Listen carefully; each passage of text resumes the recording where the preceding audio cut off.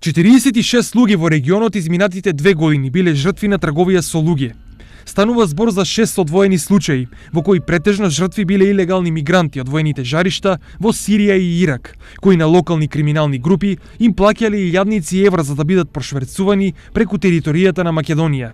И медиумите од соседните земји тврдат дека вакви групи постојат и тргуваат со мигранти преку териториите на Македонија, Косово и Србија.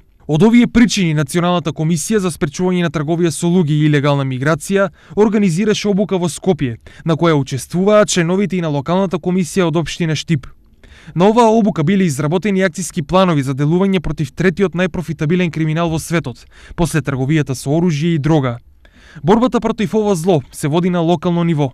Работата на комисијата на локално ниво е една од значајните алки во самиот процес на борба против трговија со луѓе и илегална миграција, затоа што она што се спроведува на национално ниво секако треба да се спроведе и на локално ниво, односно пред се да се реализира најважната функција на локалната комисија, а тоа е превенцијата. За да биде превенцијата успешна, борбата мора да се започне меѓу младите. Ке се стави акцент на младите студенти, ученици кои што често пати сакајки да го запознаат животот во светот, се обидуваат да пронајдат работа во странство и аплицираат преку различни агенции, меѓутоа истите може да бидат и можеби е замка на токму на таква организирана група трговци со луѓе. Превенцијата ќе се спроведува преку креативни работилници, трибини и документарни филмови, кои ќе бидат презентирани пред младите со цел развивање на свеста против ова зло на 21 век.